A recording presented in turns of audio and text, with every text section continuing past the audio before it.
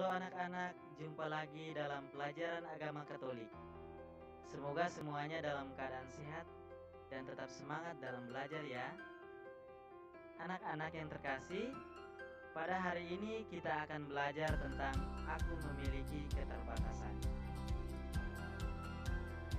Anak-anak, kita bersyukur karena Allah memberikan setiap orang talenta atau kemampuan. Akan tetapi, Allah tidak menciptakan manusia secara sempurna. Semua manusia memiliki keterbatasan diri. Contoh-contoh keterbatasan manusia sebagai berikut. Yang pertama, ada anak yang sangat pandai tetapi tidak bisa sekolah karena uang. Ada anak yang kaya tetapi malas belajar sehingga tidak naik kelas. Ada anak yang pandai dalam pelajaran di sekolah tetapi tidak punya teman karena tidak pandai bergaul. Ada anak yang dikenal oleh semua siswa karena bisa bermain sepak bola tetapi bersikap kasar terhadap teman-temannya.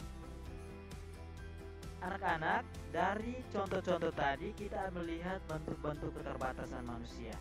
Yang pertama adalah keterbatasan intelektual, keterbatasan mental, keterbatasan fisik, keterbatasan ekonomi, dan keterbatasan teknologi. Anak-anak yang terkasih, sekarang mari kita lihat sikap-sikap dalam menghadapi keterbatasan diri. Yang pertama, sikap positif. Ditandai dengan sikap percaya diri, pantang menyerah, sabar, kerja keras, disiplin, bersyukur. Yang kedua adalah sikap negatif. Misalnya, minder, malu, penuh penyesalan, menyalahkan Tuhan, iri hati, putus asa. Ini contoh-contoh dari sikap yang biasa dialami oleh manusia dalam menghadapi keterbatasan diri. Sekarang kita lihat pandangan kitab suci mengenai keterbatasan diri. Anak-anak yang terkasih, untuk mendalami pesan Tuhan Yesus tentang cara menghadapi keterbatasan diri, mari kita dengarkan bacaan Injil yang diambil dari Injil Markus bab 4 ayat 35 sampai 41. Pada hari itu, waktu hari sudah petang, Yesus berkata kepada mereka, "Marilah kita bertolak ke seberang."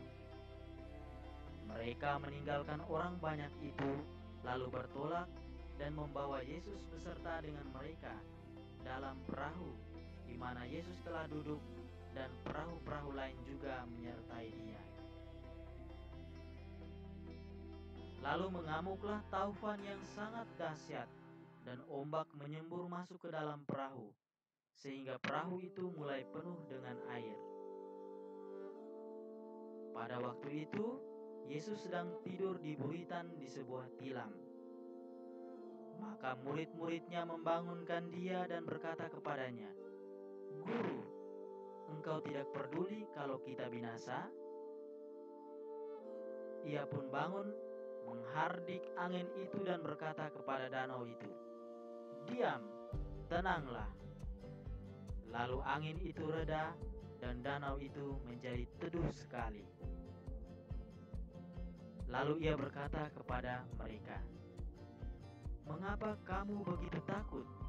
Mengapa kamu tidak percaya?" Mereka menjadi sangat takut dan berkata seorang kepada yang lain, "Siapa gerangan orang ini, sehingga angin dan danau pun taat kepadanya?" Anak-anak yang terkasih, dalam kisah tersebut para murid mengalami ketakutan ketika mengalami bencana. Tetapi ketika mengalami keterbatasan itu, para murid berani mencari pertolongan pada Tuhan Yesus. Dari sikap para murid ini kita belajar dua hal. Yang pertama, jika kita menemukan keterbatasan diri, berdoalah kepada Tuhan untuk mendapatkan kekuatan darinya. Dan yang kedua, kita harus saling membantu dan bekerja sama dengan sesama dalam mengembangkan dan menyempurnakan diri. Selain itu, kita juga perlu menumbuhkan sikap percaya diri, berani, pantang menyerah, tekun, disiplin, kerja keras, latihan yang terus-menerus. Anak-anak, semua manusia pasti bisa. Ayo di rumah silakan katakan, aku pasti bisa.